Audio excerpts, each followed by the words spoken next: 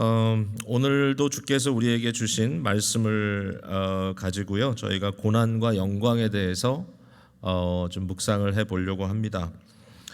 오늘 말씀의 제목을 고난의 영광이라고 붙였어요. 고난의 영광.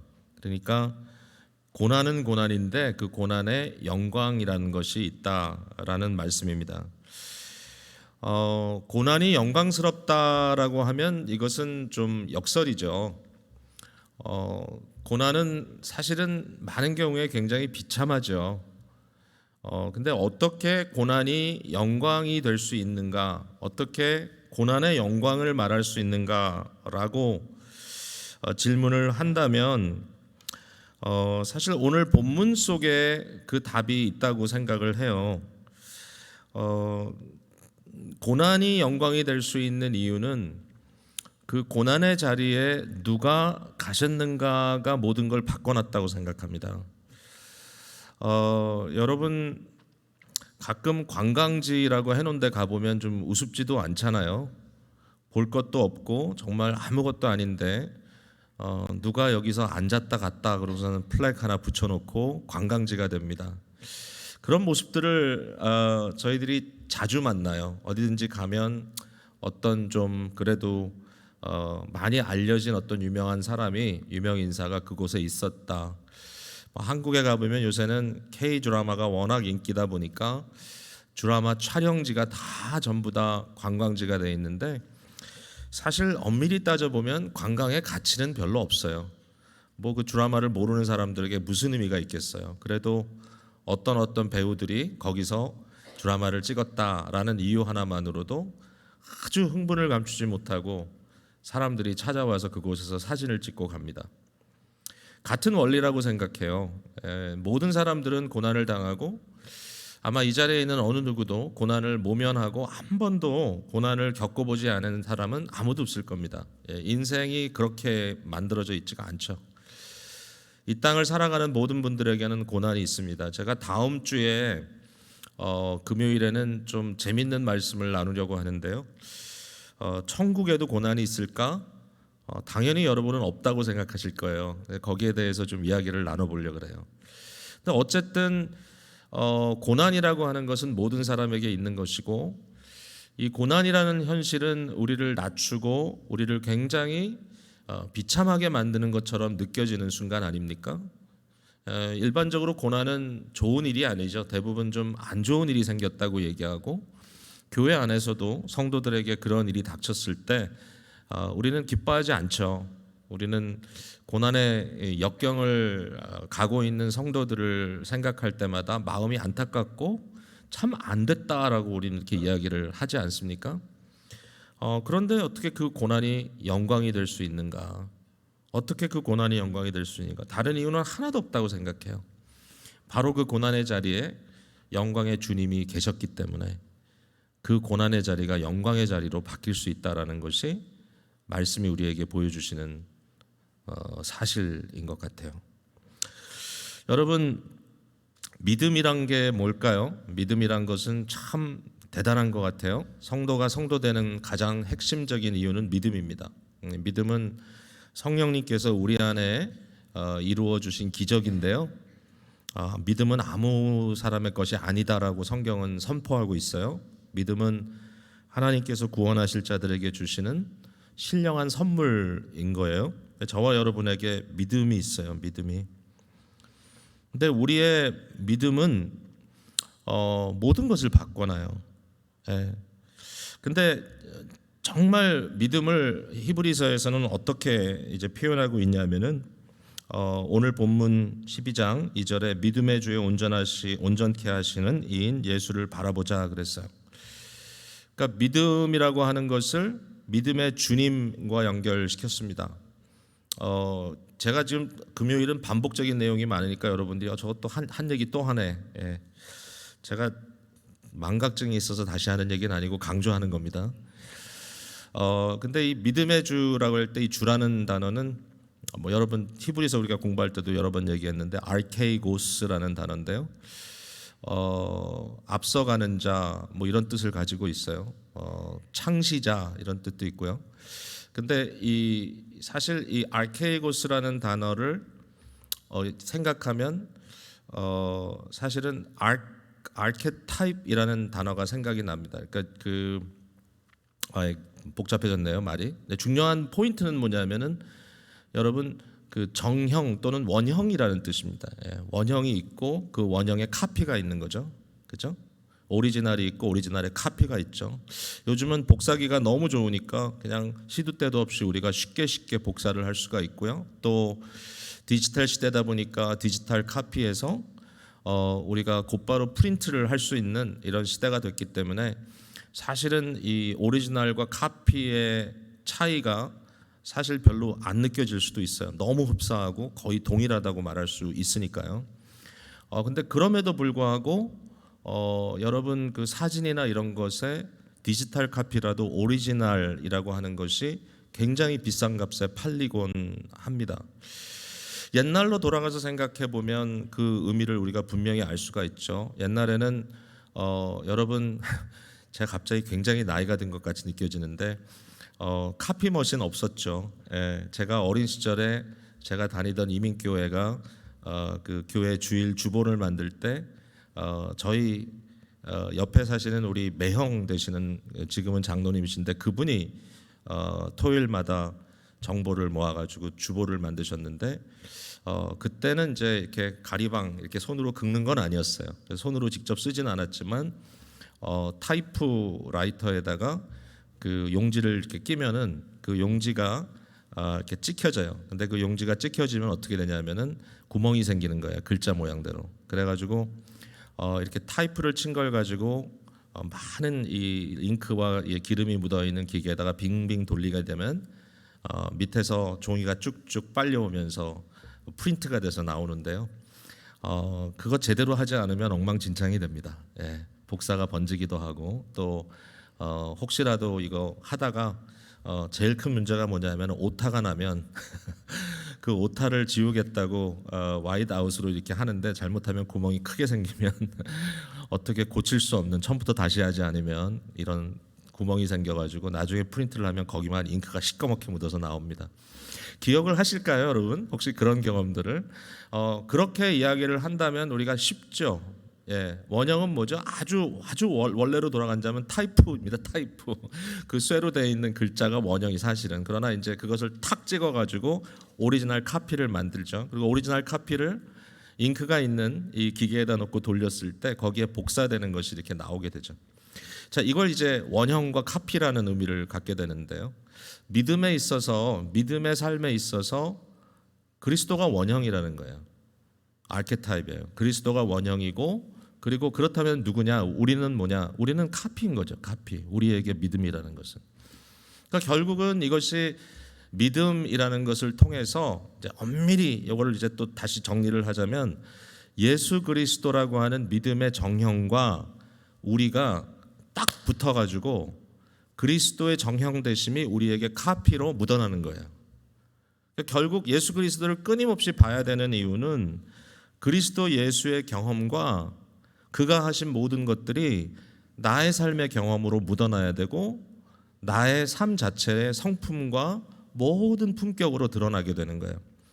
그러니까 믿음이라는 건 기가 막힌 거예요. 믿음은 바로 우리를 원형이신 그리스도와 하나 되게 만들어주는 역할을 하는 거예요. 그래서 이것이 정말 중요한 히브리서의 믿음을 이해하는 비밀이에요. 그리스도와의 이 아이덴티피케이션, 원형과 카피인 우리가 딱 붙어서 정말 깨끗하게 원형이 우리에게 묻어나도록 하는 것이 믿음이다. 이와 같은 믿음의 역사 속에 그 현장에 있는 게 고난이에요. 고난. 이 고난이라는 것이 있어요. 근데 이제 중요한 건 뭐냐면 그 고난이 그리스도에게도 있었고 그 똑같은 고난이 우리에게도 묻어난다는 거예요. 만약에 그리스도가 없이 우리만 고난을 당한다면 그것은 비참함입니다. 비참함. 피해갈 길이 없어요. 이제 조금 이따 이제 거기에 대해서 좀 더 얘기를 할게요. 자, 우리가 뭘 보죠? 이 고난에 대해서, 예수님에 대해서, 고난에 대해서 뭘 보냐? 자, 첫 번째 오늘 보면 예수는 십자가의 고통과 수치를 참았다라고 기록되어 있습니다. 2절 역시 2절입니다. 믿음의 주요, 믿음의 오리지널이요, 또 온전하게 하시는, 우리를 온전하게 해주시는 분, 믿음의 온전함이라고 말하는 게 맞겠네요. 온전하게 하시는 이인 예수를 바라보자. 그는 그 앞에 있는 기쁨을 위하여 십자가를 참으사 부끄러움을 개의치 아니하셨다. 그러니까 여기에 십자가라는 것이 이제 등장을 합니다. 십자가는 우리에게 너무나 잘 알려진 것이기 때문에 어떨 때는 읽을 때 감동이 없는데요. 여러분 꼭 감동을 갖고 읽어야 됩니다. 왜냐하면 십자가는 참 어마어마한 것이기 때문입니다. 바울 사도는 고린도전서의 십자가의 의미를 로마인들과 헬라인들 그리고 유대인들에게 어떤 의미였는지를 이야기하면서 정말 어떻게 이 십자가가 우리에게 구원의 표징이 되었는가. 이것은 세상의 가치로 봤을 때, 세상의 눈으로 봤을 때는 foolishness, 어리석은 것이다. 이것은 저들에게는 수치고 스캔들이고 저들에게는 말도 되지 않는 어리석음인데 이것이 우리에게는 놀라운 구원의 영광의 표징이 되었다. 이제 바울 사도가 이 십자가를 그의 신학의 중심에 둡니다. 바울 사도의 신학은 이제 그리스도와의 연합이라고 많이 이야기하는데 그 연합의 중심에 그리스도의 십자가와 그리스도의 부활 사건이 있고요. 바울 사도가 그것을 하나로 정리할 때 십자가에 못 박히신 그리스도라는 포뮬라로 정리를 다 해버립니다. 그래서 바울 사도가 Christ crucified, 십자가에 못 박히신 그리스도라는 것을 언급할 때마다 우리는 단순히 어느 한 순간에 있었던 사건만을 말하는 것이 아니라 그리스도 삶 전체의 의미를 말하는 것인데 바로 그것을 하나의 짧은 용어로 이렇게 정리해 놓았다라고 하는 것을 알 수가 있어요. 초대교회의 십자가는 그런 의미입니다. 십자가는 단순히 어떤 한 사람의 죽음이 아니라 성육신으로 사신 그리스도의 처음과 지금 현재 영광의 모습까지를 다 담아놓은 결국은 그리스도 안에 있는 복음의 포뮬라입니다.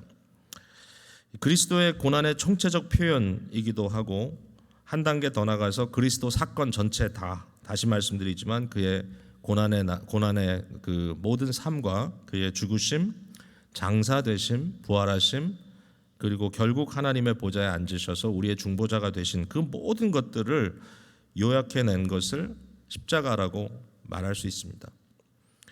예수님의 이와 같은 십자가의 여정에 당연히 그 안에 있었던 경험은 뭐냐면 고통이었습니다. 고통.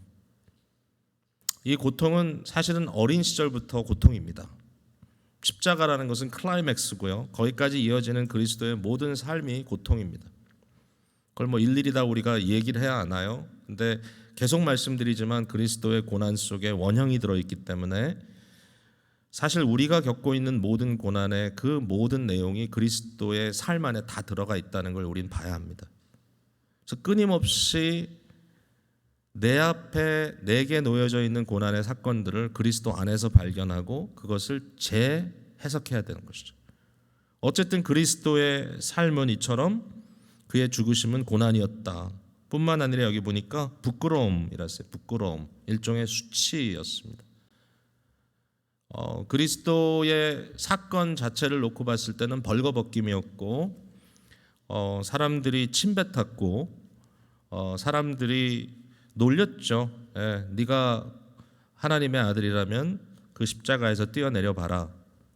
네가 정말 네가 말하는 구원자라면 우리도 구원하고 너도 구원해라. 너도 구원 못하는데 어떻게 우리를 구원하냐. 이렇게 비난을 당했는데요. 이건 뭐 하나의 샘플입니다. 그리스도가 어떠한 수치를 겪으셨는지. 하나님의 아들이신 그리스도께서 인간 부모에게 순종하는 것도 일종의 수치라고 생각할 수 있다는 느낌이 들어요. 여러분 수치감을 언제 느낍니까? 내가 복종할 수 없을 것 같은 대상에게 복종해야 될 때 수치감 느끼지 않으세요? 사람들이 정말 화가 날 때가 있습니다. 언제죠? 내 자존심이 짓밟힐 때. 누가 나한테 그런 얘기를 해서 안 되는 사람이 와서 그런 얘기를 할 때 네가 뭔데 나한테 그렇게 해? 내가 지금 너한테 그런 말을 들을 지금 군번이냐? 이런 이야기를 하죠. 근데 그게 수치스럽죠. 그래서 그게 사실은 인간에게 견디기 어려운 아픔이에요. 우리도 그런 거 겪어봤을 봤잖아요. 저도 뭐 그런 어느 순간에 갑자기 속이 막 뒤집히는 것 같은 그런 막 오기가 생기고 막 화가 나고 하는 경우들이 없지 않았던 것 같아요. 그게 인간의 모습이니까요. 근데 사실상 그리스도에게 얼마나 많은 경우에 그런 일이 있었겠느냐. 예? 십자가를 지시기 전에 빌라도 앞에 섰을 때 빌라도는 세상의 권력자라고 떵떵거리고 있고 내가 너를 놓아줄 수도 있고 너를 죽일 수도 있는 권한이 내게 있다는 걸 네가 알지 못하느냐. 우리 주님이 그 말을 어떻게 받으셨습니까? 위에서 주시지 않으면 너는 아무것도 할 수 없다라고 얘기하죠. 한마디로 통쾌한 말씀이지만 그러나 그러한 상황 자체를 겪고 계신 그리스도, 그가 하나님의 아들이시기 때문에 얼마나 수치스러운 일인가 사실은. 근데 그걸 다 견뎠다는 거예요, 예수님께서. 여기에 이제 중요한 그 단어는 이제 참았다라는 겁니다. 참았다. 참았다는 건 뭐냐면 힘들었다는 거예요. 근데 그걸 견뎌냈다는 거예요. 여러분, 저도 참을성이 참 없습니다. 예. 어제도 제가 우리 아내한테 굉장히 비난을 받았습니다. 왜? 운동을 좀 하라 그래서 이제 운동을 하다가 뭐 이것저것 스트레칭도 하고 무릎 운동도, 요새 무릎도 약하다 무릎 운동도 하고 이렇게 운동을 이렇게 해야 되는데 저는 대강 하다 말거든요. 왜? 싫어요. 재미가 없어. 아, 피곤한데 그냥 빨리 밤에 하루 종일 오늘 뭐 그래도 좀 걸었는데 이 정도 했으면 됐지. 근데 우리 아내도 비난하고 우리 아들도 비난하고 어제는 우리 아들도 뒤에서 그게 뭐냐고. 그러니 네 몸이 그만하다고. 사실 이게 비난을 이렇게 받는데 그 받을만 해요 사실. 왜냐하면은 근본적으로 참는 걸 너무 싫어해. 예. 견디기 싫어해. 아, 푸시업. 예. 제가 푸시업 30개 한다면 여러분 웃겠지만 힘들어요. 예. 안 하고 싶어요. 예. 20에서 멈추고 싶고 25엔 진짜 멈추고 싶어요. 그것도 제대로 안 하고 막 비틀거리면서 해요. 참는 게 너무 힘들어. 근데 우리 주님께서 그의 인생의 십자가라고 하는 클라이맥스로 정리되는 그 모든 고난과 부끄러움을 참았대요.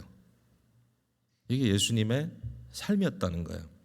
자, 그게 이제 중요한 첫 번째 말씀인데요. 두 번째 질문은 이제 두 번째 말씀 뭐냐면 왜 참았냐라는 질문입니다. 예. 그리스도께서 왜 참았냐? 여기 보니까 그는 그 앞에 있는 기쁨을 위하여 참았다 이렇게 써 있어요. 그죠? 2절에. 그 앞에 있는 기쁨을 위하여. 그러니까 예수님께서 고난을 참으신 이유는 그의 앞에 있는 어떤 기쁨이 있기 때문에 그 기쁨을 위해서 참았다라는 거예요. 여러분, 그 기쁨이 뭔가를 발견해야 되겠죠. 여기에. 예, 여기 보니까 참으사 부끄러움을 개의치 아니하시더니 하나님 보좌 우편에 앉으셨느니라. 그러니까 우리는 너무 자연스럽게 이 구절을 보면서 예수님은 왜 참았냐? 하나님 보좌 우편에 앉는 영광을 위해서 참았다라고 쉽게 결론을 내려버려요. 근데 이게 큰 오해라고 저는 생각해요. 왜냐하면 우리 속에는 어떤 상급이라는 것에 대해서 항상 어떤 그 물질적인 것 또는 나의 어떤 성취 이런 걸 가지고 항상 생각을 해요. 내가 어떤 높아진 자리에 올라갔다. 내가 열심히 공부했더니 훌륭한 대학교를 입학했다. 내가 열심히 했더니 이런 좋은 직장에 내가 굉장히 좋은 보직을 갖게 됐다. 이런 식으로 결국 우리가 참고 견딘 이유는 그것을 얻기 위해서, 그것을 성취하기 위해서 이렇게 생각을 해요. 근데 여러분, 예수님을 생각해 보세요. 예수님이 하나님 보좌 우편에 앉으시는 게 무슨 놈의 성취입니까 이게? 그럼 어차피 가시는 자리예요. 헷갈리지 않아요 좀? 자, 잘 들어보세요. 예수 그리스도의 사건 그러면 어차피 그는 고난을 통하여 십자가를 지시고 돌아가시고 묻히셨다가 다시 부활하셔서 하나님 보좌 우편으로 가시는 게 그의 가는 길이었어요. 이거는 어떻게 보면 그 앞에 있는 기쁨, 얻을 어떤 새로운 아이템이 아니에요. 이거는 예수님께는 있을 수밖에 없는 결과예요. 원래 그런 분이에요, 주님은. 네, 원래 그런 분이에요. 네. 자, 여러분 요새 스톡 마켓이 엉망진창이죠. 자, 내가 스톡 여태까지 이만큼 벌었었는데 지금 꽉 떨어졌어요. 여기까지. 그러면 어떻게 됩니까? 망했구나. 근데 정말 하나님이 여러분을 긍휼히 여기셔서 다시 마켓이 조금씩 올라가기 시작해서 원래 있던 자리로 올라갔어요. 그러면 물론 할렐루야 아멘이죠. 잃었던 것을 만회했지만 그런 엄밀히 따지면 여러분은 얻은 건 하나도 없어요. 왜? 원래 있던 것을 상실했다가 다시 찾은 거예요. 물론 기뻐요. 왜냐하면 잃었던 것도 찾으면 기쁘니까. 그런데 어떻게 보면 그건 어차피 처음부터 여러분 것이었어요. 자, 그러면 예수님께서 그의 앞에 있는 기쁨을 위해서 십자가를 참았다 그랬는데 그 앞에 있는 기쁨이 뭐냐라고 한다면 적어도 히브리서에서 우리에게 가르쳐 주시려고 하는 건 뭐냐면 무엇을 위하여라고 했을 때 우리 주님은 그것을 어떤 취할 아이템으로 보신 것이 아니라 그가 구원하실 대상인 그의 형제들, 그의 자매들, 즉 교회입니다. 저와 여러분 같은 교회, 우리와 맺어질 관계 때문에 주님께서 그것을 기쁨으로 여겼다는 걸 발견하게 돼요. 제가 이거 잘 커뮤니케이트 했나요? 3절에 보세요. 너희가 피곤하여 낙심하지 않기 위하여 죄인들이 이같이 자기에게 거역한 일을 참으신 일을 생각하라. 답이 여기 있었네요. 자, 그는 자기 앞에 있는 기쁨을 위하여 십자가를 참고 부끄러움을 개의치 않았다 그랬어요. 근데 그게 뭐냐? 무엇을 위하여냐? 패럴렐이죠. 평행이죠. 하나님의 보좌 우편에 앉는 건 줄 알았더니 그게 아니라 사실은 우리가 피곤하여 낙심하지 않기 위하여 주님은 죄인들이 이처럼 자기에게 고통을 주고 부끄럽게 한 것을 참았다라는 거예요. 이것을 생각하라 하는 거예요. 자, 여러분 이거 꼭 기억하세요. 너희는 누구죠? 지금 우리가 고난의 문제를 다루는 첫 순간부터 하나님의 목적을 얘기하고 하나님의 목적은 우리를 그의 자녀 삼으시는 것이다 말씀했죠. 그리고 그것은 아담과 하와를 창조할 때부터의 하나님의 뜻이었다. 우리는 왕 대신 하나님의 대리자로 이 세상에 하나님의 그 왕권을 발휘하고 살아가는 그러한 존재로 하나님은 우리를 만드셨고, 근데 그것을 상실한 인간을 그대로 두지 아니하시고 주님께서는 그 자리에 다시 올리시기 위하여 온전한 사람 되신 제2의 아담 예수 그리스도를 이 땅에 보내시고 우리의 대표자로 하여금 이 모든 것들을 겪으심으로 결국은 그 안에서 우리가 새로운 하나님의 자녀들로서 세워지게 하기 위하여 이 모든 것을 하셨다라는 것이죠. 아들됨이 킵니다. 아들됨. 저와 여러분이 하나님의 자녀가 되는 것. 여러분, 이게 우리 예수 그리스도에게 너무 중요한 목적이었습니다. 어젠다였습니다. 자, 계속 한 얘기 또 하고 또 합니다. 자, 히브리서 2장 10절부터 읽겠습니다. 그러므로 만물이 그를 위하여 또한 그로 말미암은 이가 많은 아들들을 이끌어 영광에 들어가게 하신 이래, 많은 아들들을 이끌어 영광에 들어가시게 하는 이래 그들의 구원의 창시자, 똑같은 단어입니다. 알케이고스, 원형을 고난을 통하여 온전하게 하심이 합당하도다. 거룩하게 하시는 이와 거룩하게 함을 입은 자들이 다 한 근원에서 난지라. 그리스도가 우리와 똑같이 인간이 되었다는 얘기를 하고 있습니다. 그러므로 형제라 부르시기를 부끄러워하지 아니하시고, 그리스도께서 앞에 보시면서 저게 나의 기쁨이야 라고 얘기했던 그 기쁨이 뭔지 여러분 다시 한번 설명해 봅니다. 그 기쁨은 저와 여러분이 그리스도의 형제와 자매가 되는 기쁨입니다. 저와 여러분이 그리스도와 한 통속이 되어서 그에 속한 한 권속, 패밀리가 되는 것이 그리스도의 기쁨입니다. 그리스도는 진정한 탕자의 비유에 나오는 맏형으로서 동생이 죽었다가 살아온 것을 투덜거리고 아버지께 왜 이 망가진 아들을 이처럼 환영하느냐고 컴플레인하는 맏형이 아니라 예수 그리스도는 참된 우리의 맏형으로서 아버지의 기쁨에 동참하며 저와 여러분이 회복되어 그에게 돌아왔다는 사실 때문에 너무나 기뻐서 우리를 부둥켜 안고 울고 웃고 점핑 업 앤 다운 하신단 말입니다. 이 일을 우리 주님께서 하시고자 하셨고 이것이 주님의 목적이셨다. 자, 2장 다시 갔습니다. 14절.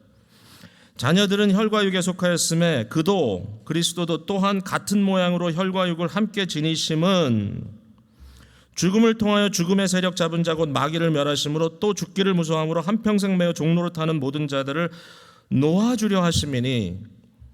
자, 이거 다 어렵게 설명 안 하겠어요? 간단하게 말하면 뭐냐면 결국은 우리가 죄의 종이 되고 죽음의 종이 되어서 죽음을 두려워하면서 벌벌 떠면서 인생의 미저리 안에서 처절하게 시들어가고 망가져가고 있는 그 순간에 우리 주님께서는 우리를 구원하기 위하여 우리와 똑같은 혈과 육, 피와 살을 입으시고 이 땅에 오셔서 그 죽음을 통과하셨다는 거예요. 우리를 위하여.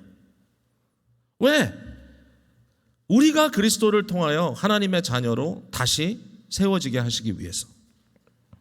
이게 그리스도의 교회를 세우신 목적이에요. 우리가 그리스도의 몸이라 그래요. 그러니까 오늘도 그리스도의 기쁨은 뭐냐? 저와 여러분이 하나님의 아들과 딸로서 당당하게 살아가는 게 그리스도의 최고의 기쁨이에요. 그리스도의 기쁨은 우리가 낙심하지 않는 거예요. 우리가 절망하지 않는 거예요. 어떠한 상황에서든지 우리가 절망함으로 더 이상 소망이 없다라고 비관하고 하나님께 컴플레인하고 불평하는 것이 아니라 어떠한 상황에서든지 우리의 원형 되신 예수 그리스도의 가신 그 길을 묵묵히 따라가면서 내가 그리스도의 고난에 동참한다는 사실 자체로 영광스러워할 수 있는 주의 자녀가 되는 것, 우리가 낙심하지 않기 위하여 그 일을 이루기 위해서 그리스도께서 십자가의 고통과 모든 부끄러움을 참으셨다 얘기합니다. 야, 이게 그리스도가 참으신 이유래요. 오늘 우리는 예수님의 사랑에 빠져야 돼요. 예수를 믿는 크리스찬, 그리스도에게 속한 사람이라고 이야기하고 작은 그리스도라고 이야기하지만 그리스도의 사랑에 빠지지 않아서 나는 날 것으로, 센 것으로 그리스도와는 아무 상관이 없는 것 같은 행동과 말을 하면서 살아갑니다. 근데 그건 큰 비극이에요. 신앙이 뭔지를 모르는 거예요.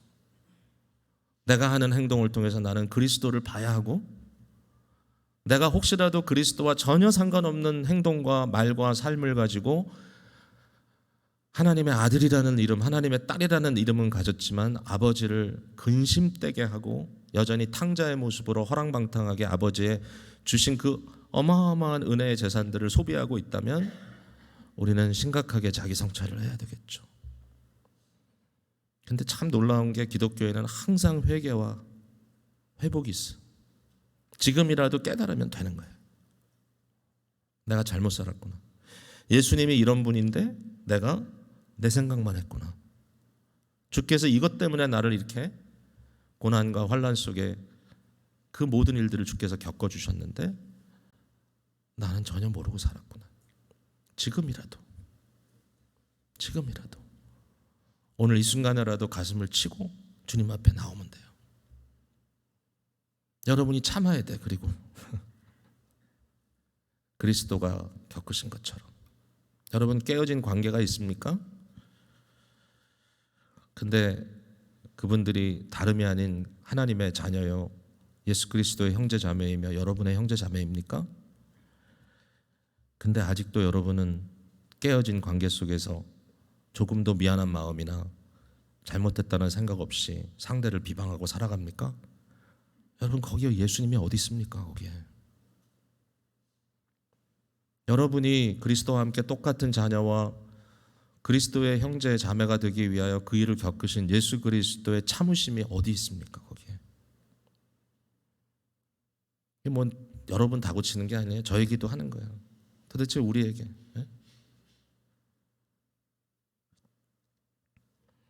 자, 마무리합니다. 고난 그 자체가 영광스러운 것이 아니라 그리스도로 인하여 영광스러운 것이 되었다라는 것입니다. 어떤 사람들은 고난 자체가 좋다 그래요. 이건 뭐 금욕주의도 있죠. 그래서 무조건 욕망을 끊고 고난을 자처하는 것이 마치 영웅스러운 것처럼 얘기합니다. 그러나 성경은 금욕주의를 지극히 비판합니다. 그리스도가 빠져 있는 고난은 우리에게 아무런 유익이 되지 못합니다. 그냥 이를 악물고 참아내는 것은 그건 아무 유익이 없습니다. 여러분의 고난의 현장에 그리스도가 계시면 고난의 비참함도 영광이 됩니다. 비참해 보이는 죽음이요, 처절한 죽음이요, 정말 이렇게 죽는 것이 하나님의 뜻인가라고 가슴을 치면서 말이 안 된다고 고개를 흔들거리면서 돌아서 갈 수 있는 그런 비통한 현실이라 할지라도 그 자리에 그리스도가 계시면 그 죽음은 선한 죽음이 됩니다. 그래서 남들은 개죽음 당했다고 하지만 우리는 순교의 영광을 이야기합니다.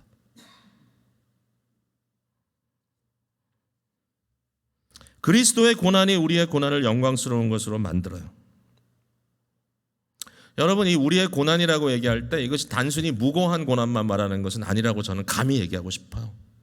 물론 죄를 지음으로 받는 고난과 죄를 짓지 않았는데 선한 일을 하고 받는 핍박의 고난은 현격하게 다르지만, 그러나 그 두 가지 속에 either way 그리스도가 계신다면 소망이 있다. 왜? 무고한 고난을 받는다면 이것은 그리스도를 위한 그리스도의 무고한 고난의 원형을 따라가는 정말 아름다운 고난이 될 것이고, 만약에 우리가 죄를 지었고 우리가 잘못하였기 때문에 그 결과로 고난을 당한다면 그것마저도 고린도후서 7장 9절 10절에 보면 그것이 우리를 그리스도께 돌이키고 회개의 길로 돌이킨다면 그것도 하나님의 뜻대로 하는 근심이 될 수가 있다는 것입니다. 결국 우리의 고난의 어떤 현장이라 할지라도 우리 스스로는 답이 없어요. 우리에게 답은 없어요. 그러나 예수 그리스도가 답으로 우리에게 주어졌을 때, 심지어는 우리의 죄로 인한 고난이라 할지라도 그것도 그리스도의 복음의 근거가 되고, 우리가 무고한 고난이라 할지라도 그것 역시 그리스도의 복음의 근거가 된다는 것입니다. 그러므로 우리의 고난의 한복판에 우리는 반드시 그리스도 예수를 만나야 합니다. 그런데 그리스도를 만나면 결국은 영광이 됩니다. 결국은 하나님이 저와 여러분을 그의 아들, 그의 딸 삼으시려고 하는 그 목적이 적중한 겁니다. 그래서 그리스도가 오신 겁니다. 여러분, 종의 고난은 버림받은 자 또는 스스로 버림받았다고 자처하는 자들의 고난은 비천함이고 그것은 지옥이고 결국은 아무 의미가 없습니다. 지옥은 허무의 극치입니다. No meaning입니다. 그런데 아들의 고난은, 딸의 고난은, 선택받은 자의 고난은 마치 잘 익은 열매가 정말 달콤한 주스로 가득 차 있어서 그냥 조금만 찌르면 물이 쭉쭉 나오는 것처럼 유익함으로 가득 차 있습니다.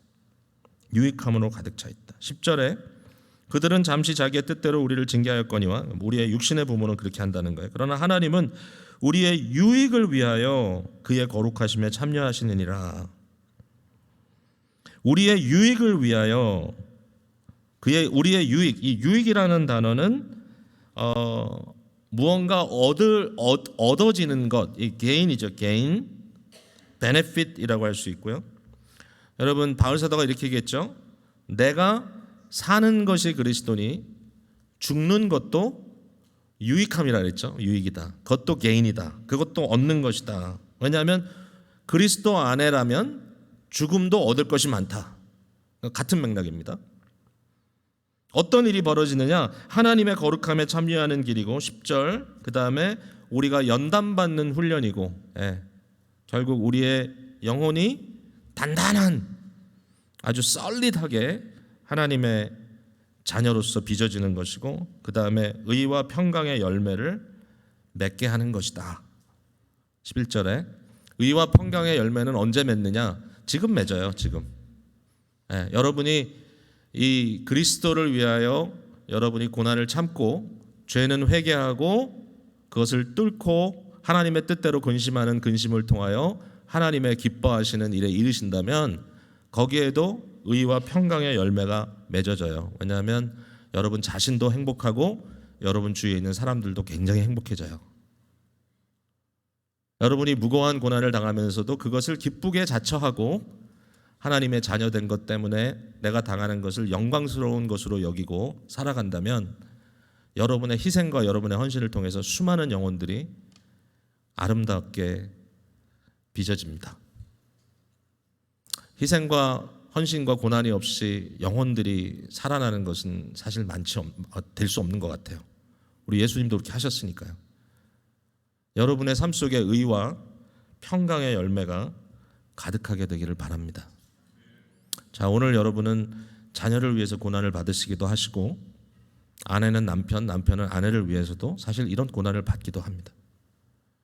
여러분은 부모님 때문에 고난을 받기도 하고, 여러분은 사회에 부름받은 자로서의 자기의 일을 감당하기 위하여 지금 그 고난을 받기도 합니다. 여러분 절대로 여러분의 고난을 먹고 살기 위한 생존의 고난이라고만 말씀하지 마십시오. 여러분의 모든 소명 속에 수고하는 수고가 궁극적으로 하나님의 영광을 위한 예수 그리스도의 원형된 고난에 참여하는 것이라면 그리스도도 그러셨습니다. 그것은 영광입니다. 예수님도 공생애로 나가시기 전에 평생 어린 시절부터 그의 아버지를 따라, 육신의 아버지를 따라 목수일을 하면서 힘들게 사셨습니다. 그런 질문을 해볼 수 있죠. 아니 짱 나타나서 십자가 짱 지시고 우리의 대속자로 짱 모든 거 하시고 가시면 되는데 왜 어린 시절부터 오셔가지고 그 고생을 하셨냐? 왜냐하면 혈과 육이 돼서 우리와 똑같은 형제, 여러분의 오빠, 여러분의 형님 되시기 위해서 이렇게 하신 겁니다. 여러분의 고난의 자리에 그리스도가 계시면 오늘도 여러분은 그 고난이 주를 위한 고난, 주와 함께 당하는 고난, 주님으로 인하여 영광된 고난, 주님으로 인하여 의미 있는 수고, 우리의 모든 하는 것들을 통해서 의와 평강의 열매가 맺어질 것입니다. 기도하겠습니다.